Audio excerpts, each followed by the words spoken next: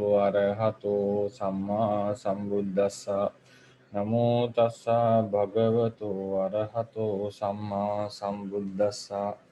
Namo tassa bhagavato arahato samma sambuddhassa. Good morning, everyone. So today we have the Q&A session. So far we discussed some up to 28, I think. 28. Could you please elaborate on the two kinds of satcha? Yes, I think, sorry. We did the 27, right? Shortly. While I was doing an exercise in Warder's book, I encountered this sentence. Atako Sunita Vasakara Maggavihāri Bhagavantang Buddhaving Onita Pattapaning Anyatarang Nichang Asanang Gaitva Ekamantang Nisidinsu. This is said that this part of the sentence, Bhagavantang Buddhaving Onita Pattapaning, is an accusative absolute. Is this correct? Yes. According to the modern grammarians, this is accusative absolute. So when the Buddha has finished his meal and Onita Pattapaning, I think he has taken out the hand from the bowl. So this normally traditionally we don't call it an accusative absolute. It's just the object has been written, so they may call it in other way.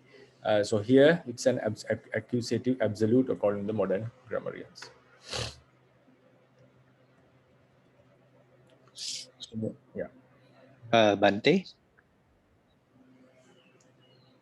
Yes, Dr. Robin. Yeah.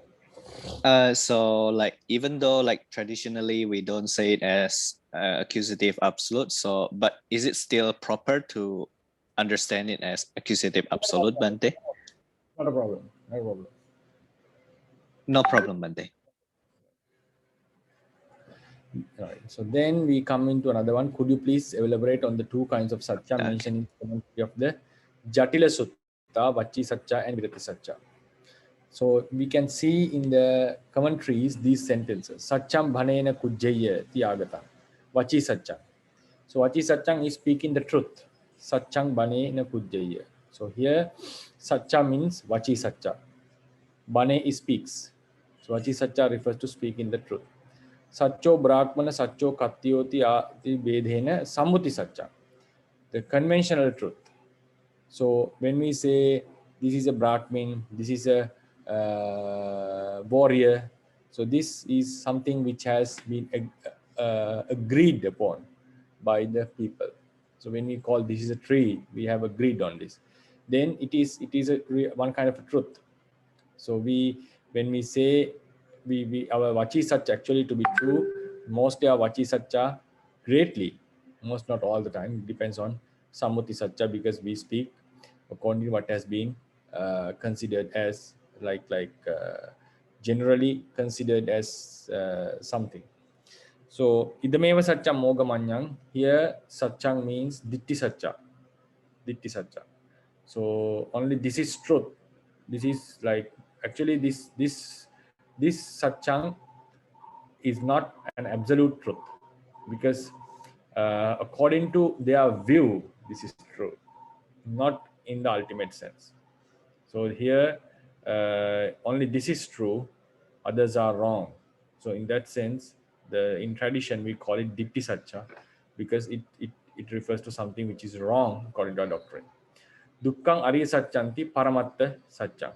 So Ariya Satcha means the noble truth. So Ditti Satcha and Ariya Satcha, why these two are different, to my understanding, because this is, according to the teachings, this is wrong. So we call it Ditti Satcha. According to the teachings, Ariya Satcha is correct. So we call it Paramatta Satcha. When you look from another philosophical point of view, not from the Buddhist point of view, so they both stand at the same place, because they are all talking about the truth. They're talking about a phenomena. A phenomena means like reality of the world. So then when we come to Virati Satcha means, this is how this word Satcha has been found in the commentary literature. You can search these words. So virati satcha is something that we restrain from speaking bad, like speaking wrong thing.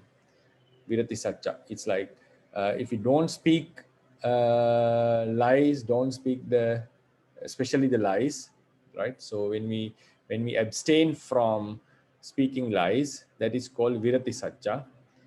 But when we speak the truth, this is called vachi satcha. It's called vachi satcha. So when we speak the truth, so these are really interconnected. When you speak the truth, it means you abstain from speaking lies.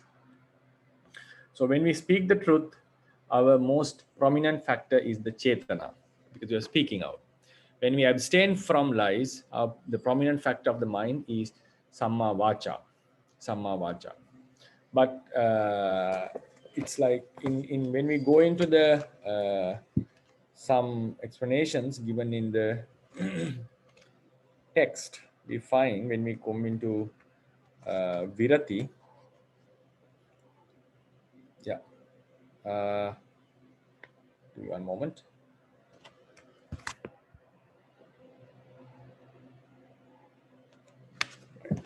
So there is a statement given found in Jataka Pāḷi, right? Satche tita samana brahmana.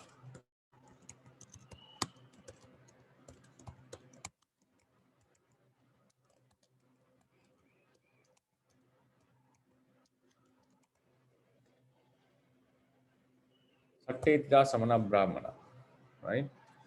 The translation comes as ascetics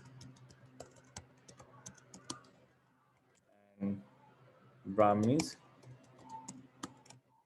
are established on truth, right? So the term satcha has been interpreted in the commentary on Sutta Nipata as virati satcha.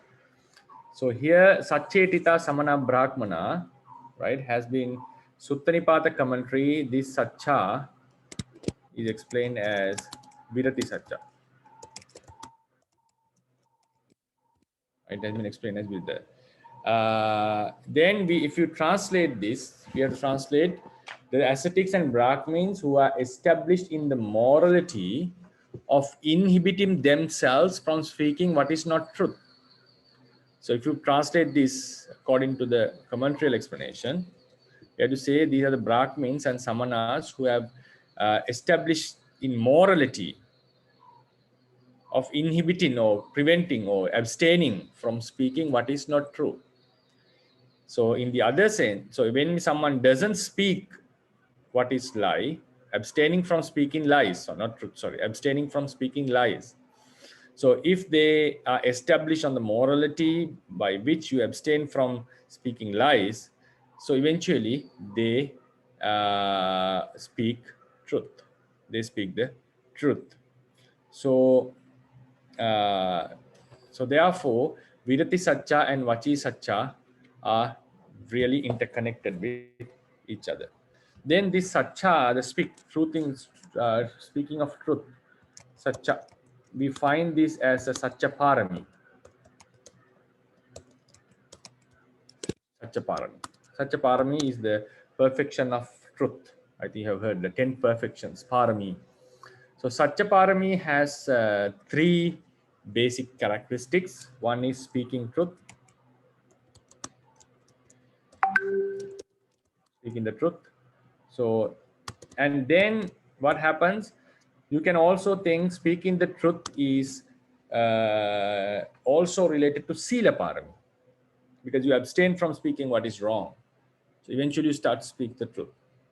Right? So speaking the truth and abstaining from lies both can be said as a Sila.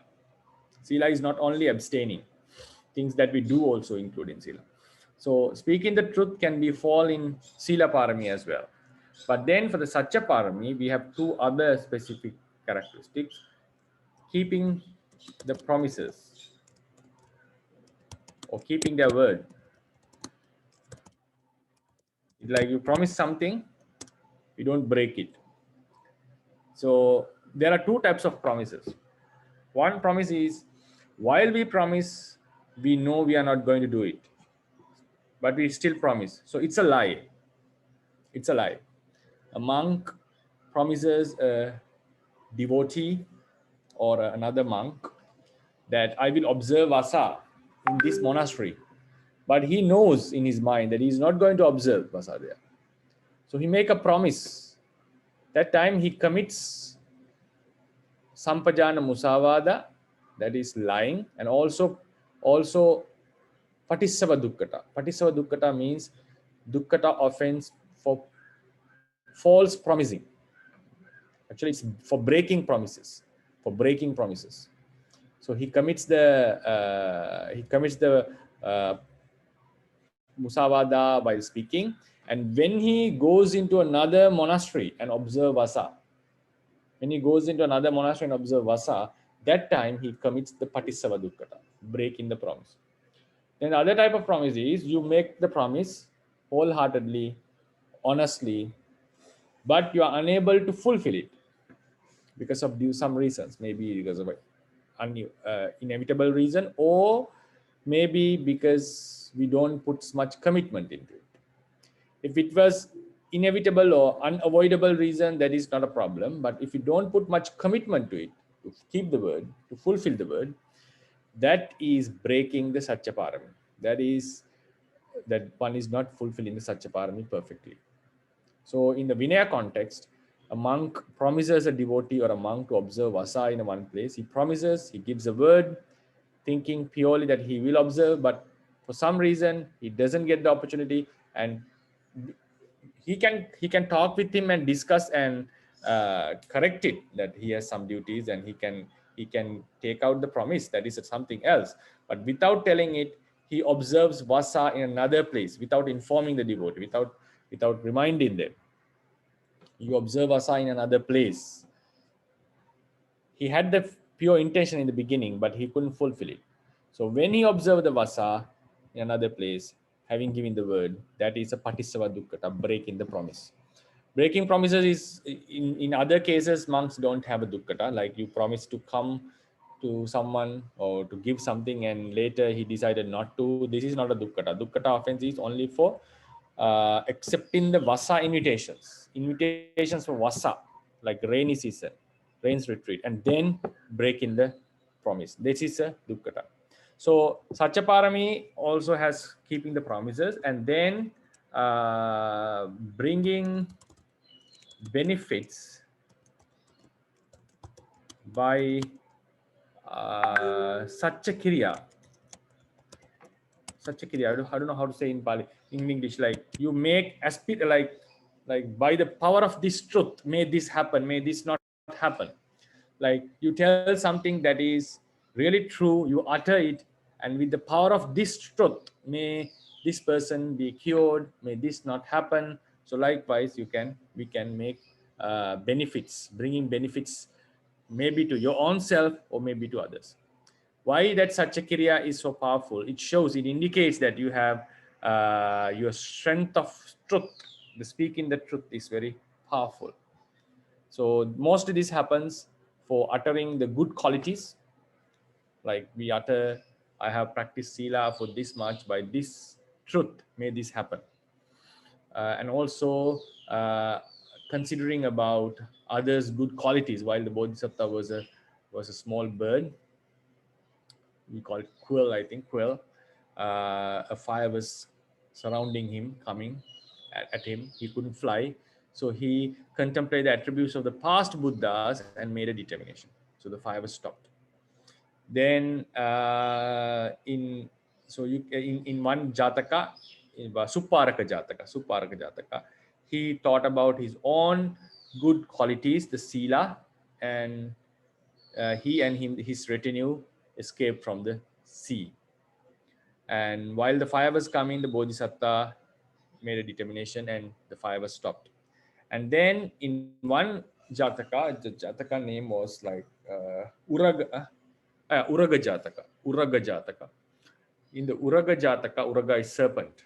Bodhisattva one child was bitten by a snake, a devotee's child, and they had to, only thing they had was to make an Satchakirya to cure him. So Bodhisattva was practicing as an ascetic for 12 years. but then he had to say something truth in about his life. So what he said was, I was here as a 12 years as an ascetic, but I only enjoyed my monk life just for 7 days. All the other time I stayed with regret, with the fear to go back to the lay life out of disgrace. So even though it was not something to be praised, so he uttered this truth, which is not a very good quality. It was effective. The devotee also said, I gave dana for this ascetic for many years, but all the time I was giving it because I cannot, I couldn't prevent, like that the socially I was like offering someone is something, is a social status. So just following it, I was not giving dana with happiness. So this is the truth. So it was like really embarrassing to each other. So then because of that, the poison reduced to some amount, and the mother had to do the Satchakiriya. So mother said, in the end, she had to say, to save the child, to be true, I have been living with my husband for a long time, but this husband is, I dislike my husband more than the snake who bit my child. That was the truth. So though these truths were like bitter truths, not very spiritual, about not about very high spiritual qualities, but still it was effective. So therefore Satchakiriya can be about good quality or maybe even a bad quality, but uttering it and speaking the truth can have some effects. So therefore what I can say is Vachi Satcha and Virati Satcha. Vachi Satcha is speaking the truth, Virati Satcha is abstaining from what is from lies, and in the end we find they are very similar, because when you speak the truth you abstain from lying. And then we also have Satchaparami, which also indicates some extension of the truth, not only for speaking but keeping the promises, and also bringing benefits to others and yourself by doing Satchakiriya. So Bhante, Yeah. and here the deity Satya, here the deity is Micha deity. Yeah. This is Mithya Ditti, not Samaditi. Because So sometimes if we say the word deity, sometimes is not refers Micha deity or something. It's just a deity. So in yes, that moment, how can we differentiate this is a Micha deity or just a deity? that you have to go into the context. No other way. You have to go into the context and see what does it refers to. So these idameva satyam mogamanyang, telling that only this is true and others are wrong, comes under a false doctrine, very rigid doctrine. Considering your own idea is correct, others are wrong. So this one is really for, so looking into the context, we can judge this deity is wrong.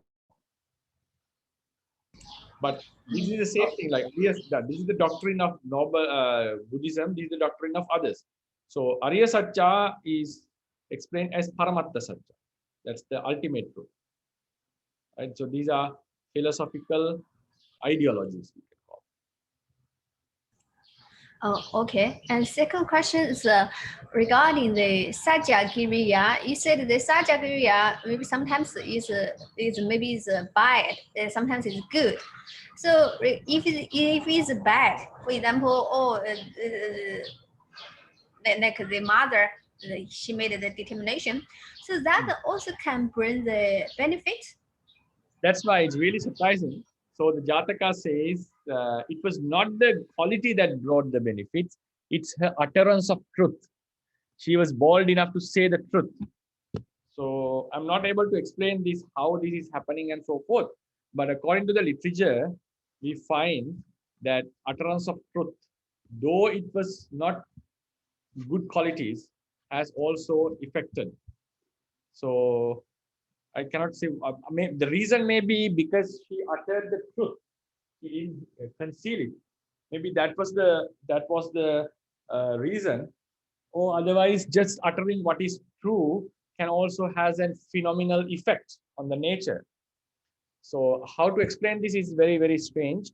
But I think there was the existing objective realities there. She didn't like her husband, and she had to say it in front of him and everyone. So that utterance, saying the truth, which really happens, maybe that brought the benefit. It cannot be the quality, right? It cannot be the quality, as you said, because it's a bad quality. So but I don't think that saying the bad qualities that we have would always bring the benefits. Then otherwise it's very easy for people to do these things. And also such a kriya doesn't work all the time. Like, even though we utter a good quality of us, we are not able to do certain things. So this seems like something very special, and sometimes it happens, sometimes it may not happen.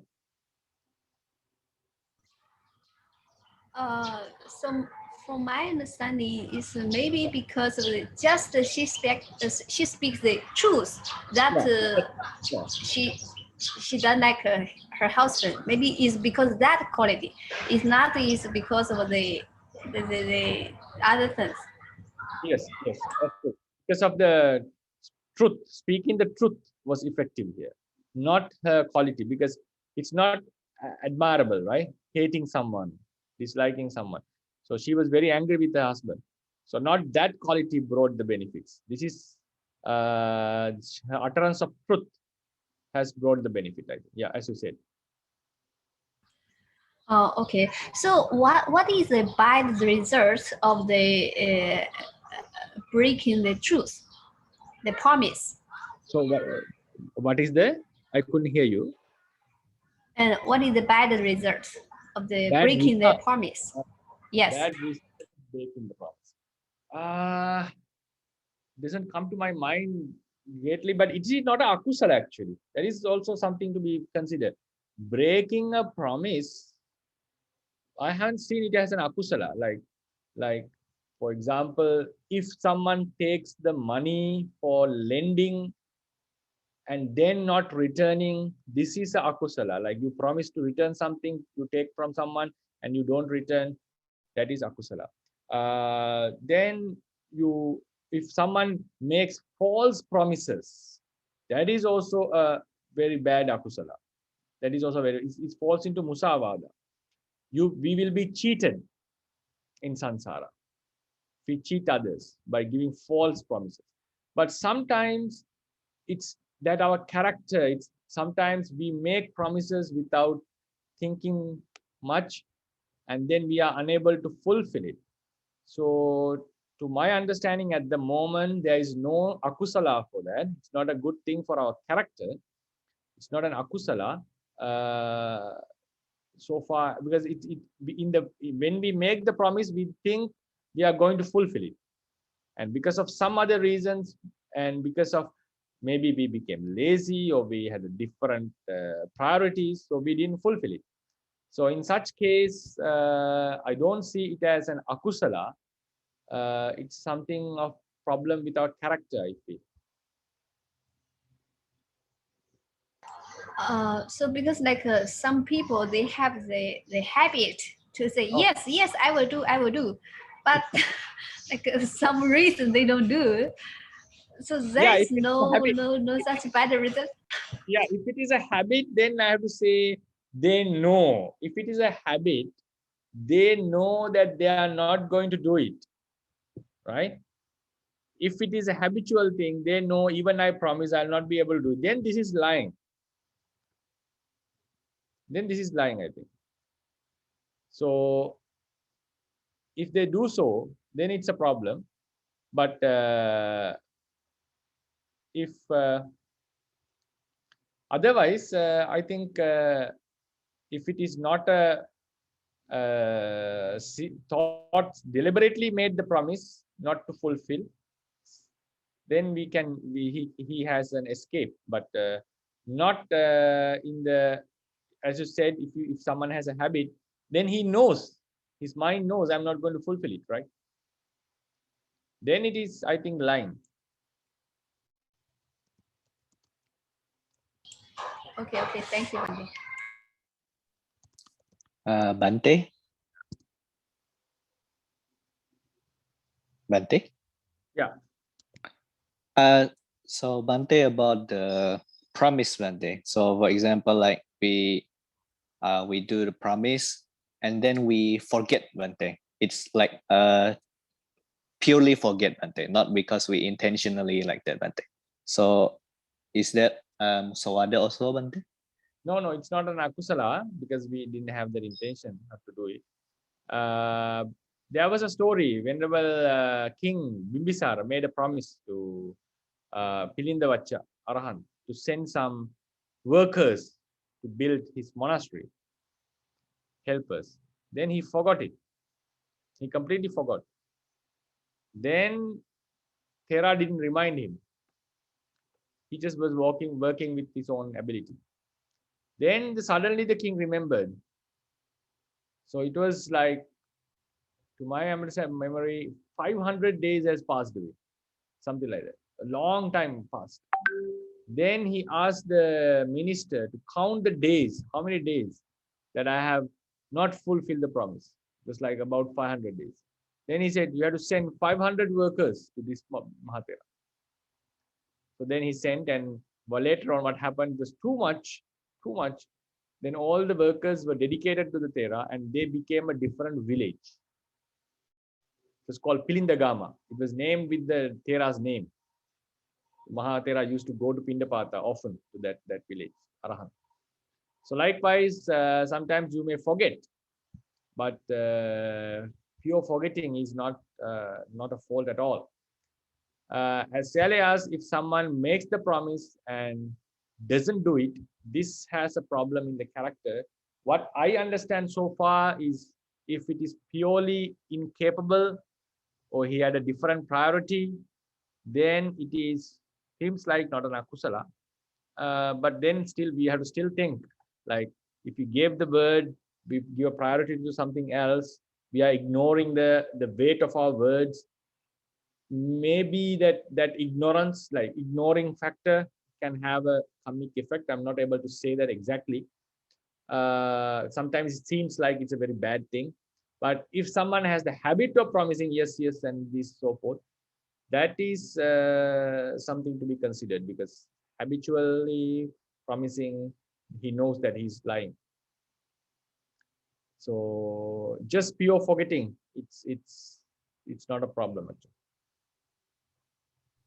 Okay, Bhante. And also, Bhante, I would like to confirm again. So does it mean that, for example, if we promise to do something and then later we cannot do it because maybe at first we overestimate ourselves, we believe that we can do it, but we don't have the intention to lie, actually. We just overestimate. And that kind of thing it's bad character, but it's not akusala. Is it correct, Bhante? No, yeah, it's not akusala. We had an overestimation. We can do it. But then what happens if this keeps on happening again and again? We have to be aware of ourselves, like whether to make the promise or not, right? So Yes, Bhante. once or twice, yes, it's acceptable. But if that happens like repeatedly, then we have to be careful. But Bhante, for example, like we promise someone we will produce such and such amount, for example, Bhante. Yeah. And then because we estimate we can do it, but later like we got lazy Bhante, for example. But isn't that got lazy is also like it's bad thing because we couldn't control ourselves to like going to the standard to fulfill the promise, Bhante? Yeah, that's why I'm saying that mental state is something to be analyzed. So far at the moment, I feel like it's not a kusala, but it also shows that mental state is ignoring like what we have already promised. So it seems like it is doing with akusala mindset, like we don't care about what we said. But in some cases, it's like if it was inevitable, yeah, we have an excuse. But if we do not then it seems like if we don't keep to the promise, it's related to the truth, and it can have effects in our sansaric life, like we will not the words that others gives to us, or like we'll not be able to fulfill our aspirations, and we will be have difficulties in fulfilling our aspirations and so forth. So then if we say such effects are there, then ignoring the promise is akusala. So that's why I'm not bold enough to say whether it's akusala or not. At the moment, sometimes I feel it's not an akusala, but sometimes it also seems like there is an akusala in ignoring in such scenarios. Oh, okay, Bhante. And also, Bhante, I've been curious about the Saccakiriya for a long time, Bhante. And so about the Saccakiriya, like how is it like in the, for example, when other do Saccakiriya, the other person will receive the benefit, Bhante. So like, for example, the case of Bhante Angulimala, Bhante. So the pregnant woman get the good result, Bhante, because of his utterance of truth, Bhante. Like from the karma standpoint, how does the mechanism work, Bhante? Like what is the relation between the other's utterance of truth with why the other person can receive the benefit, Bhante? This discussion leads to a new dimension of the Buddhist teachings. So these things show that there is some kind of a phenomenon governing the like affect the world other than the karma, chitta, and so forth.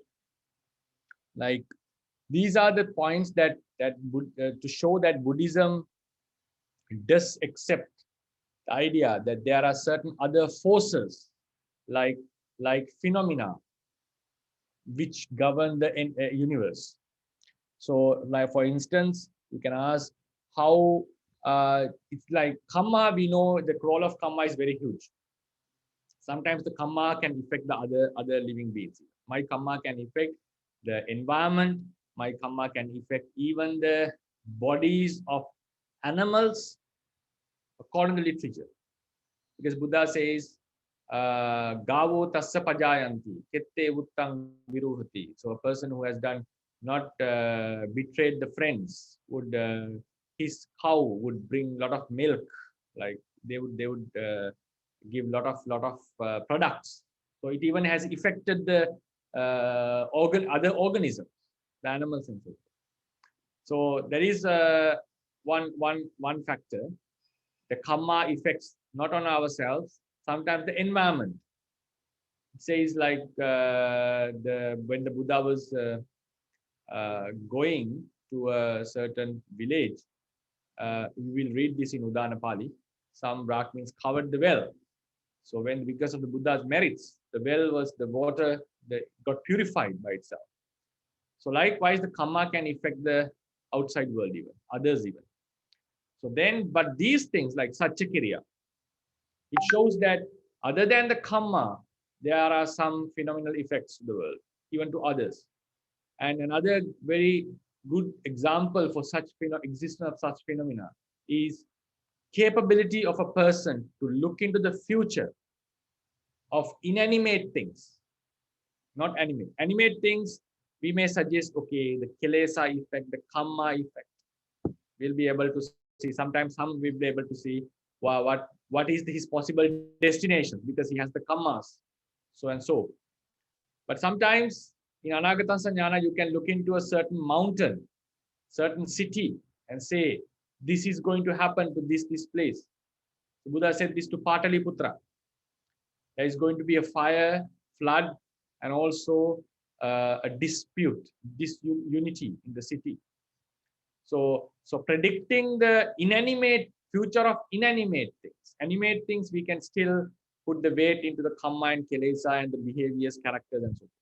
But looking into the future of inanimate things, non-living things, also suggests that there are certain phenomena which governs the outside world. Saccakiriya is also such a thing.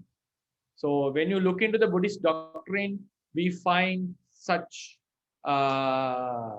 such phenomena, effects of such phenomena into our lives and also into into the environment. So that is, I'm unable to explain why is it, how is it. What I can say is the Buddhism, when you look into the literature, we find such elements of phenomena explained in the teachings. Oh, okay, Bhante. And or is it possible to say that maybe at that time, for example, like the pregnant woman's karma is already the time to give result, Bhante? So like the utterance of truth is triggered. What happens is utterance become useless, right? But it's also like it's all not always effective, right, Bhante? Yeah. So then what happens if we bring this into the discussion? We are implicitly saying that utterance had no effect at all. Oh, okay, right? Bhante. So this, like when we bring, I think personally, there are different forces. Like for instance, the natural disasters happen. So not everyone who is caught into the disaster had a karma to die, according to the Theravada. Oh, yes, Bhante. There can be people who died, who had the karma to live, who had the lifespan to live, but still, and also didn't have a past karma to die. His birth karma had the power to live long. His lifespan was not exhausted. Karma was not exhausted, and he didn't have a karma to die even. Still, because of the natural disaster, the powerful effect of the natural disaster, someone can die. So this possibility is always there. This possibility is always there. So in such cases, like doing the Satchakriya and so forth, sometimes we can have sometimes you can have a middle path also. Like both has affected, karma affected and Satchakriya also affects. And in some cases, it's only the karma is affecting. In some cases, we can say only because of Satchakriya, such good thing happens. So it's very difficult to judge, but because when you look into the story of Sivali, I'm bringing a counter argument. Yes. What I said, like it's better to say this because of Satchakriya, the lady gave a good birth. Then we come into the story of Sivali, Suppavasa, which we'll be discussing in few days in the Udāna Pāḷi. She was having the child for 7 years, according to the literature, and she was about to give birth. And Buddha said, "May Suppavasa be peaceful, be sukhi, happy, and may she give a good birth to a healthy child." So that utterance caused her to give the birth, right? So, and also we know Sivali was destined in other past sasana to become an arahant in our sasana, to have a foremost title. So it is not possible that he would ever die in the mother's womb. He was having the last birth. He was destined to be an arahant. So in that case, whether the Buddha uttered or not, Sivali was supposed to be born and to become an arahant. It was a fixed one. Not all the future is fixed. In this sense, this incident was fixed. Fixed means it doesn't mean that everything was fixed. His arahanthood was fixed. He will attain arahanthood somehow. So then we can come into the conclusion that he was going to be born anyway, but the Buddha's utterance gave a facilitated smooth birth. So likewise, according to the context, with the information, we have to try to find out how to adjust the teachings. Adjust means get the meaning. Okay, Bhante. And then Bhante, about the Satchakriya. So is it possible for us to conclude some general rule about how the Satchakriya will be effective, Bhante? For example, like maybe, so is there any general rules like that, Bhante? That I'm not aware of actually. It's like what it says is you say something that is true and utter with the power of this truth, may this happen, and and may this not happen, something like that. So even normal person can also do that, right, Bhante? Yeah, can do. Not sure whether how effective it will be, but it is possible to anyone. Okay, At the Bhante. end of each parita, we see etena satya vajena sotite hoti sabda. By the power of these words, parita words, the true words, may this happen to you. May the suffering, may you be free from suffering and so forth. These are also satya kriya. Okay, Bhante. So like we can conclude that satya kriya is maybe like a certain type of force like that, right, Bhante? Yeah, it seems. Okay, Bhante. And also, Bhante, since you have mentioned about the anagatang sanyana, Bhante, could Bhante please explain a little bit about this jnana, like when seeing the future, like in my mind right now, like future is not fixed, right, Bhante? So what does the person with anagatang sanyana sees? Is it he's seeing the tendency of the karma to produce this result like that? Is it like that, or how is it, Bhante? Can you please write this as a question, because this is Sure, Bhante. huge topic. Otherwise, I'll not be able to go for the next question if I start this topic now. Okay, so Bhante. Just write it as a separate question. We'll have a very long. I know it will be a very interesting discussion about this. So we'll have a completed separate discussion for that. Okay, Bhante. Thank you very much, Bhante. Hi, Bhante.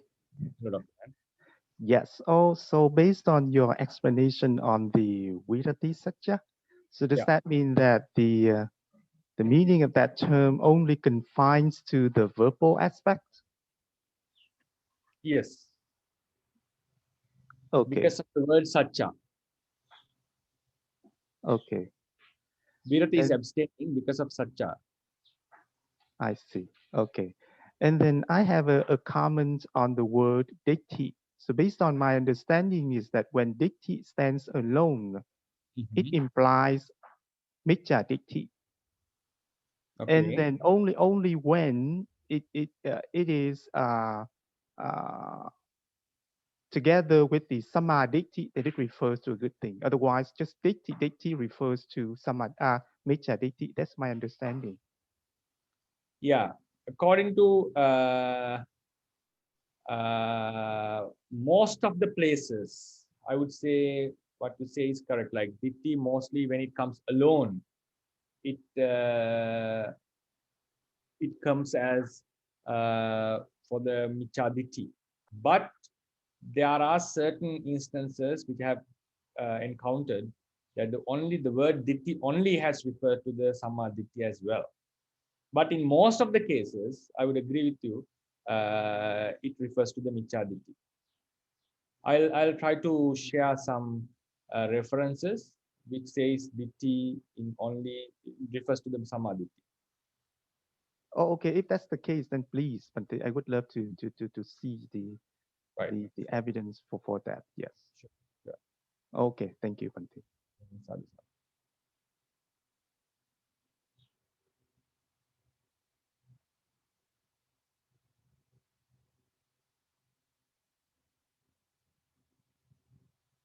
Okay, we'll go to the next question then. Could Bhante please explain in detail about the Paccavakkana Jnana process? Paccavakkana Jnana means the wisdom that comes after we attain something, like especially the Maggapala Nibbana. We reflect back and see what was the attainment, that we recall the attainment. There are two types of Paccavakkana, Jhana Paccavakkana and Magga, like jhana, the Paccavakkana which happens after attaining a jhana, and the Paccavakkanas which happens after attaining the Maggapala, right? After attaining the Maggapala. So then I think this question is about the Paccavakkana of Maggapala. I assume that this is about the Paccavakkana of Maggapala. Jhana Paccavakkana is fivefold mainly, like you reflect on the jhana factors. The maximum jhana factors we have are 5. So normally it's like contemplating on vitakka, vichara, piti, sukha, and ekaggata. But if you contemplate any of the jhana factors like chitta chetsikas, this can also be called a jhana paccavakkana. But normally in text we find contemplating on the path jhana factors only. But any of the elements, chetasikas, can be contemplated. So you can have lots of jhana paccavekkanas. But basically we come into the 5 factors. So then Maggapala paccavekana, like at the moment of attainment of Maggapala, we have 5 types of paccavekana.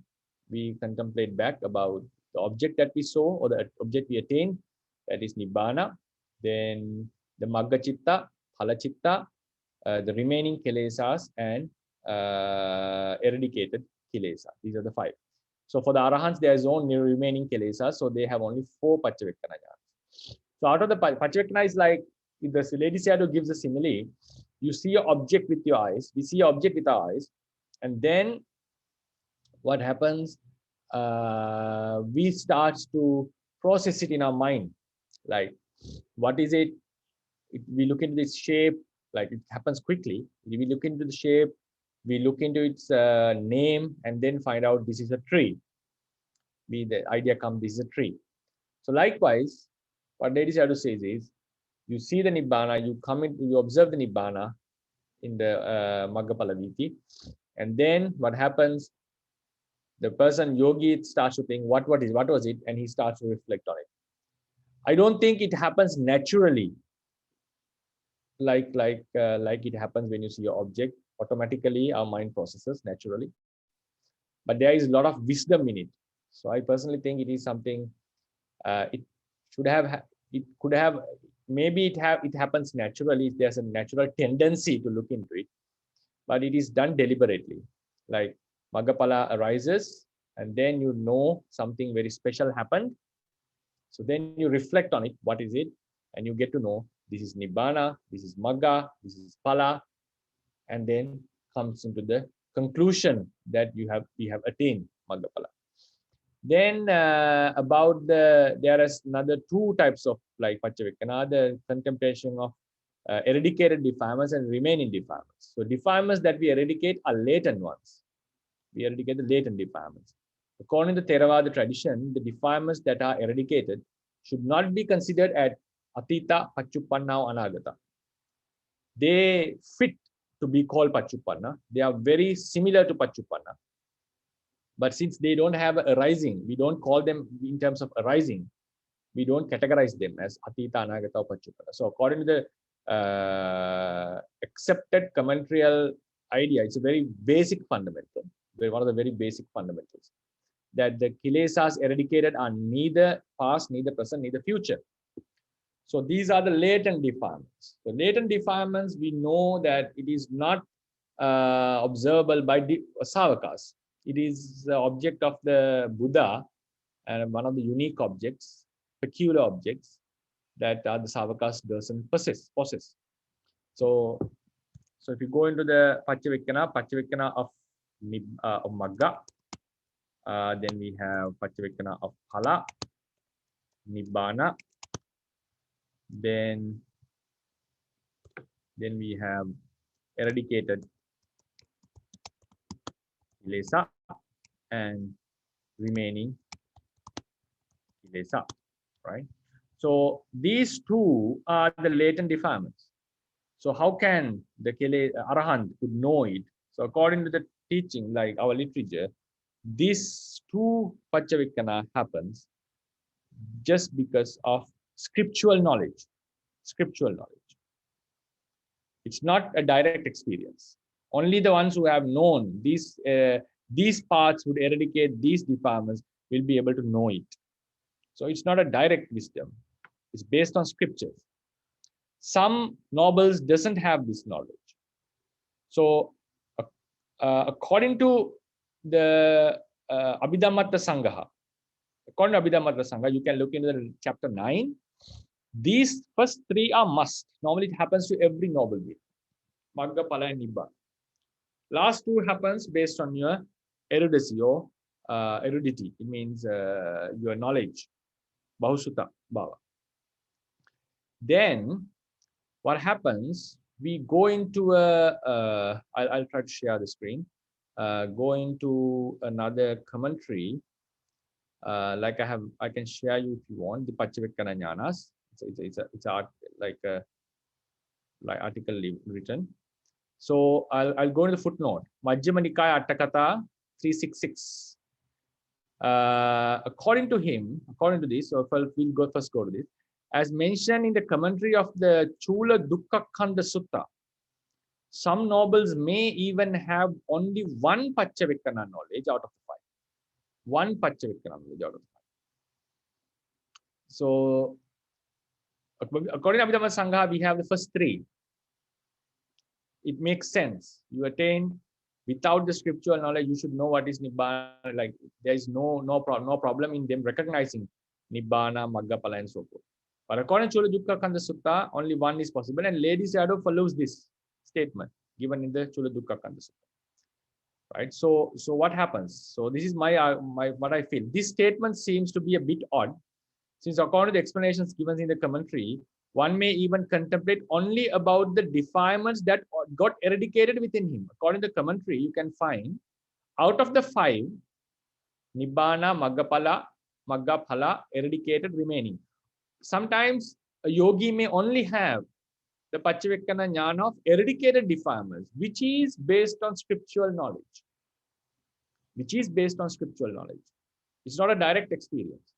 According to the Chula Dukkhakhanda Sutta, even someone can have wisdom, Paccavekkhana Jnana, which is not a direct experience. However, since the subcommentary does not say anything against, and even Lady Sayadaw too has quoted this from commentary in his Paramattha Dipani, as the tradition, we have to take it as it's right. We have to take it means, I just say it's very difficult to oppose such a thing. However, point worthy considering is that if a yogi could reflect the defilements he has abandoned, it means he had the scriptural knowledge about the kilesas and the noble paths. Eventually, though the remaining Paccavekkhana knowledge does not arise in him, if only one arises according to the commentary, though the remaining Paccavekkhana knowledge does not arise in him, he is capable in considering about the path, fruition, and Nibbana without paying deep attention towards them. It means, what I mean is, if someone knows that these defilements are eradicated, actually, he knows that he has attained certain paths. So it means, it doesn't mean that yogi is completely unaware. He's aware, but he's not paying full attention towards them. It means he would exactly know the object he experienced a while ago was Nibbana. Though he knows that he attained Nibbana, but he does not reflect upon it with Paccavekkhana Jnana. Right? It seems like he's not fully focusing it, but he knows. That's why he is capable to know what defilements are eradicated. This leads to the idea that all the considerations about Maggaphala and Nibbana are not Paccavekkhana Jnanas. Seems like because if he knows, to know that these are the defilements that are eradicated, he should first know what Magga he attained. So according to the commentary, only the Paccavekkhana Jnana of eradicated defilements can happen. Only that wisdom can happen. So what does it mean? Other remaining Paccavekkanas doesn't arise in him. So as this wisdom of eradicated defilements is based on scriptural knowledge, he has to have a very proper understanding that this is the path I attain and these are the defilements that are eradicated. So it means he knows his path. So then just mere knowing is not a Paccavekkhana Jnana. That's what the conclusion that we have to come. Though he knows he had attained Nibbana, he does not reflect upon it with Paccavekkhana Jnana. This leads to the idea that all considerations about Nibbana, Maggaphala, and Nibbana are not Paccavekkhana Jnana. In Paccavekkhana Jnanas, the yogi deeply contemplates the nature of Maggaphala and Nibbana. This is my personal idea. However, yogi who only contemplates the path, fruition, or Nibbana would be able to consider about the defilements only if he has the scriptural knowledge of kilesas. So this is also something that have to be considered when we talk about the Paccavekkhana Jnanas. But generally we say these are the 5, these are the 3 that normally happens to everyone. These are based on scriptural knowledges. And for Arahants, the last one is missing. So there are only 19 Paccavekkhana Jnanas. Then to conclude the explanation and to start a discussion, before starting a discussion, also we should know that these two knowledges are based on scriptural knowledge, and even some nobles can have misunderstanding about these two. This is what happened to Mahanama Sakya. Mahanama.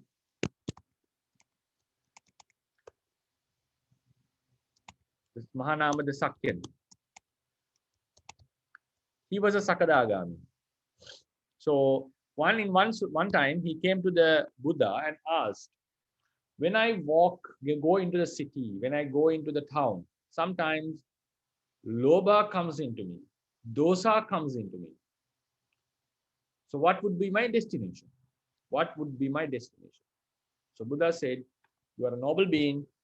So like when a ghee pot is broken inside the water, the pot sherds, like the broken pieces, would go down, the ghee would go up. So likewise, you will be born in heavens, for sure.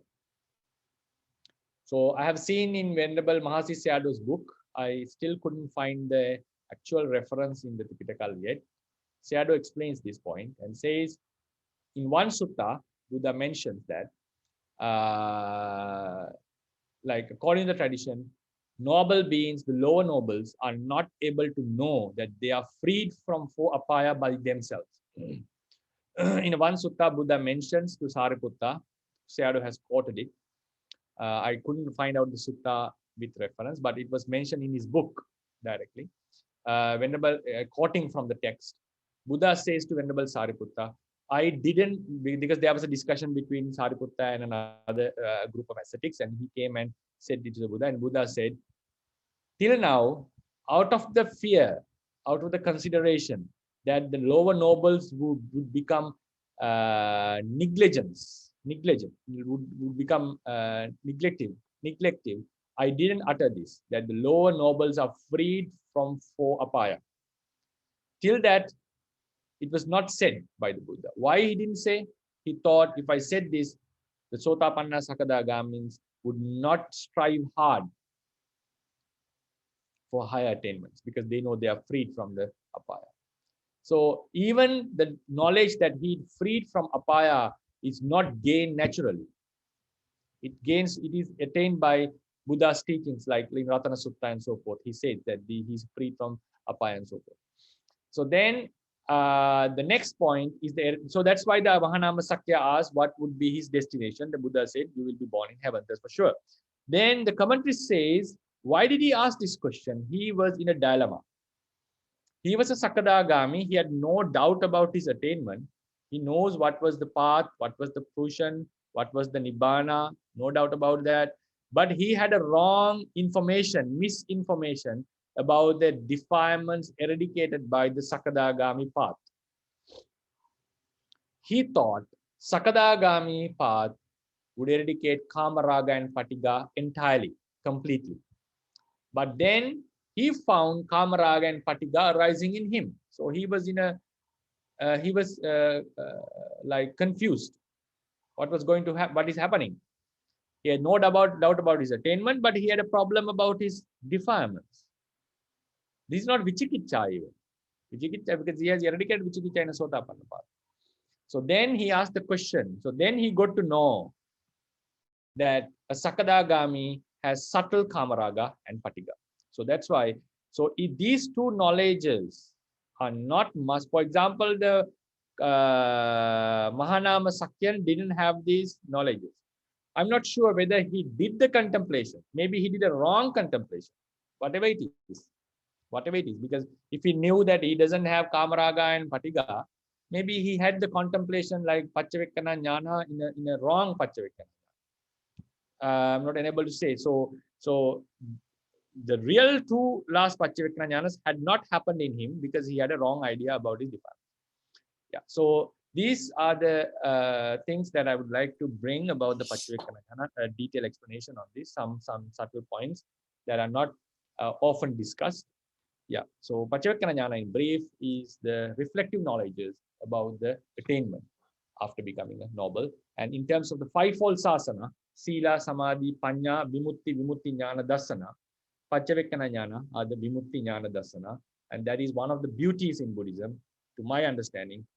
It says about a path, it says about an attainment, and you attain it, and finally you conclude. We confirm our attainment by ourselves, not by the teacher. The attainment is confirmed by our own selves, not by the teacher. So it's a very philosophy, a very attractive part of the philosophy to myself. Yeah. Bhante? Bhante? Yes, probably. So is it correct, like, for example, a person has attained Sotapanna, like, and then he reflect on the Magga, Pāla, and Nibbana, and because he has the scriptural knowledge, he know that the Sotapatti, for example, eradicate the Sakaya Ditti, Silabata Paramasa, and Vicikicca, and so he know. So the fourth stage of the Paccavekkhana Jnana is based on this. Because I'm Sotapanna, I've eradicated this and this. The remaining is this and this. Yeah.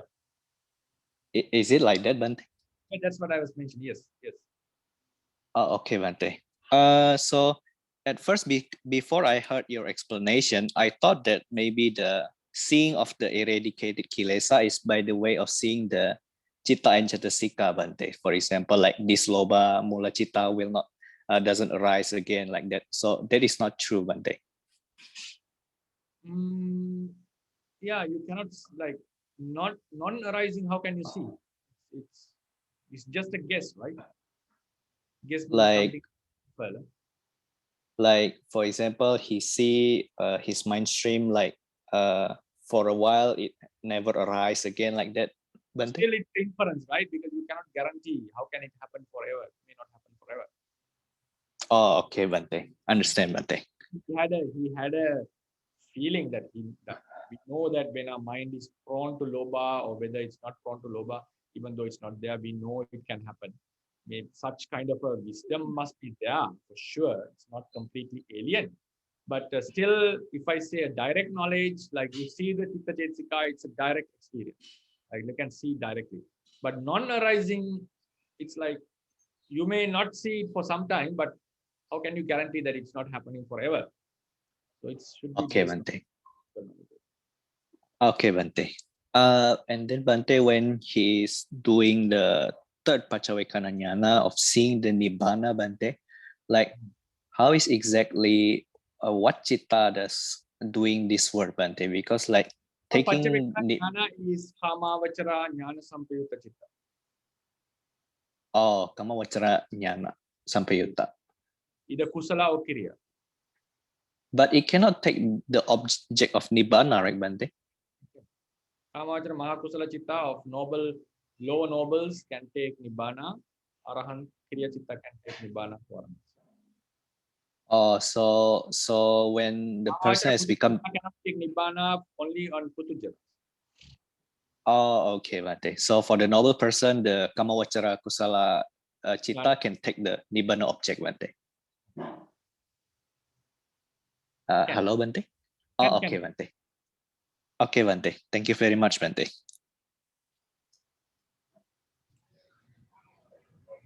Hello, Bhante. Hello. So you said the last two is for the Bahu Sudha person, right?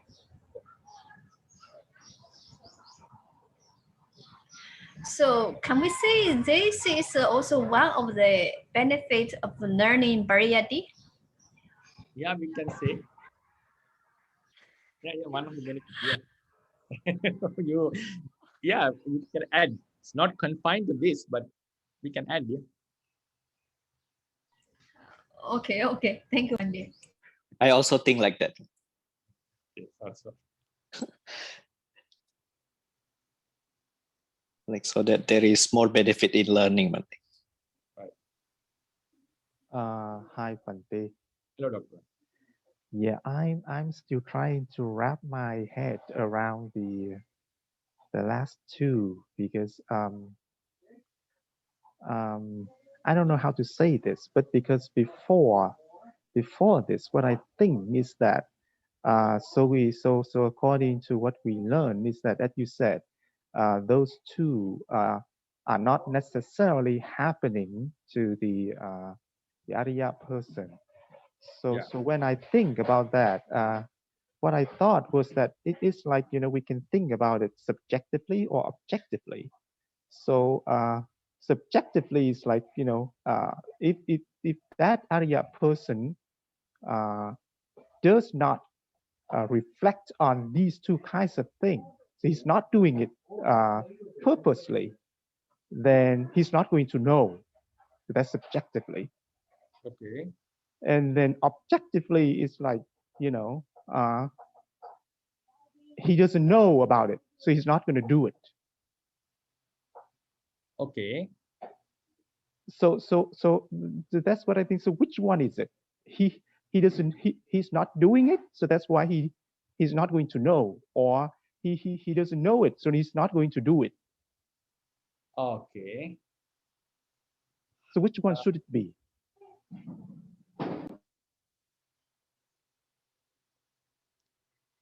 Seems like it's a very tough one. He doesn't know it, so he doesn't do it, right? Yes, and then he doesn't do it, so he's not going to know it. I think he doesn't know it, he doesn't do it. Because according to the information that I have so far, it's not something that he can know. Like, he doesn't do it, so he doesn't know it means there is a possibility, even without the scriptural knowledge, he looks into it and he may be able to know it, right? But and then so then it's like, okay, so you said that, so he has the knowledge, and then he's going to do it just to confirm what he knows. And then let's go back to the question of Robin. So how's he going to do it actually? So he's just imagining it, because he's not going to take these as objects, really. Yes, seems like that. It's not. It seems like something. Yeah, it's a tough one to answer. Like, what kind of object is this when he thinks like that? Maybe he's considering that these defilements are not happening. Then, like, for example, if there is some kind of objective reality in it, like when he contemplates, he feels like, for instance, if I think I am a Sotapanna and I have the knowledge, then I look into it. So there should be something extra than the knowledge. Like, otherwise it's just the mere knowledge. So when I look into it, my knowledge and something in my mind, some kind of a liberation, confirms like, oh yes, I'm freed from these defilements. So it shows that there is something else, that like a direct, like some kind of a feeling that I get to confirm my knowledge. Otherwise it's just a knowledge. Then if it is so, then how could Mahanama Sakyan had a misunderstanding? There's another problem. So like, if he, then what we have to say, he didn't contemplate and so he didn't know it. So the commentary says he had a wrong misinterpretation. So someone can also argue he may have contemplated and he come into a false conclusion. So if in case if he had contemplated with the wrong information, maybe he got confirmed about his wrong information. So it shows that the experience of the Paccavekkhana Jnana, the experience that we get while observing, it's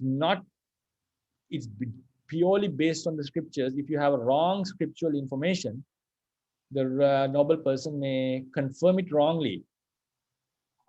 So I'm also not just saying all the possibilities when you listen to your question. Yeah, so that's what I so it looks like if that's the case, it's like he knows it based on his knowledge, and then he's just going to do it to confirm it. So that means he had to see something when he do the reviewing, right? Yes. Otherwise, it's useless. It's useless. anything. It's useless. Yeah. So then the question comes. So if there is something to confirm it, it means there is some kind of objective, like, reality that he experienced, right? Yeah. Then it means, how could Venerable Mahanama got a wrong confirmation. So Bhante, so you said that in the commentary, that is, Yeah.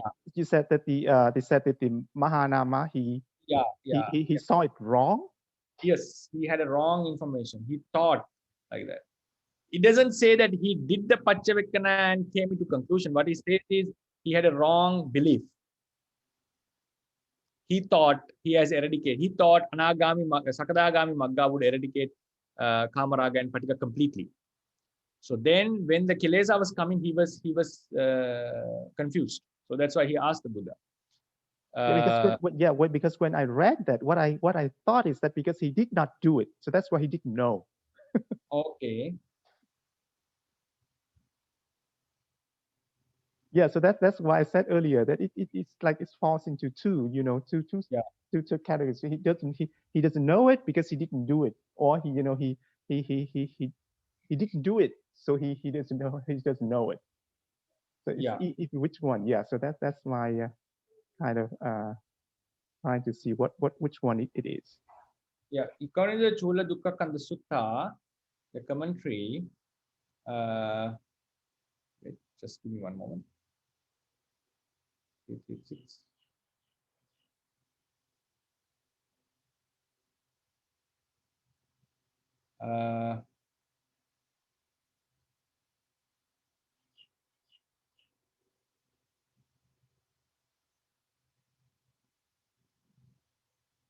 So according to the commentary, why did it happen? This is 366. So he was not very skilled in the Panyati. Panyati means in the scriptures.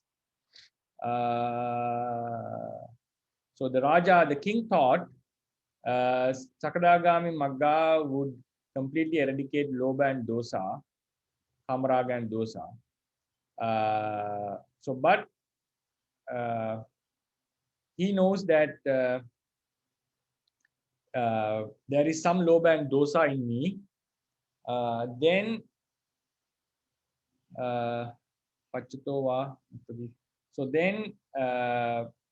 he thought there is something eradicated, some part not eradicated.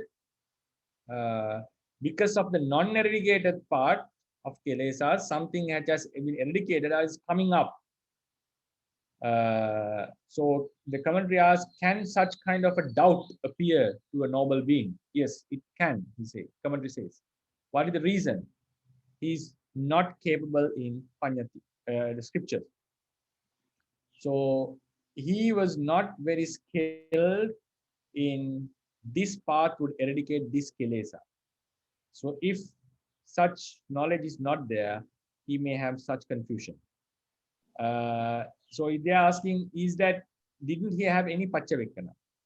He had, they have, Ari nobles have, but not complete. So one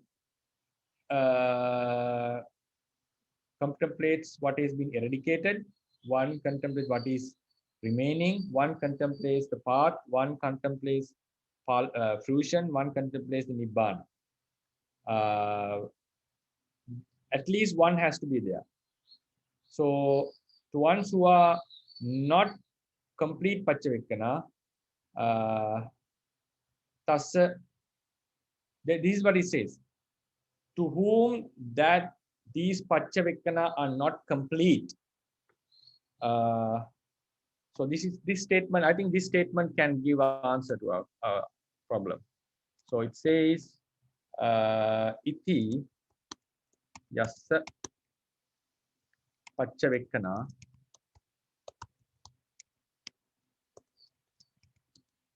na paripunna tassa Maggavajja Kilesa Pannatiyang Akovidatta Evang Hoti. This is a commentary statement. So this shows, thus, yes, to whom Paccavekkhana Jnana Paripunna, the wisdom of knowledge, contemplation knowledge are not complete. Not complete means not all five. Tassa, to him, Maggavajja Kilesa Panyatyang Akovidatta Evang Hoti. So thus doubts can happen because he has not skilled in the what kilesa is eradicated by what magga and so forth. So this knowledge is missing. So I'm not still bit confused on his, because is this because his knowledge is not complete, his wisdom is Paccavakkana is not complete, or just even if he didn't have this knowledge, could he have the Paccavakkana about it? Yeah, it's also not clear to me because it has many possibilities there. This statement also has many possibilities. Yes. Yeah, so I'll also discuss with my friends and try to find out more information on this, and we'll if we find, we'll share with we'll discuss on this matter. Okay, thank you, Bhante. If you also get some information, please share. Yes, okay, thank you, Bhante. Okay, so the next question is about iti, but I have gathered some information about iti, more detailed information. If I start explaining this will also take like nearly half an hour. So we'll take it to the next week. So shall we call it a day? Yes, thank you so much, Bhante. It's very interesting. Okay, thank you, And also Bhante. this statement, also if you any of you find out information about Paccavakkana, please share it with the group. It's a very important point that which I'm also not very confident on it, and there are many possibilities that we can think, and it's a very interesting topic. So thank you very much for listening. And okay, thank you so much, Bhante. Thank you very much, Bhante. Sadhu, sadhu, sadhu.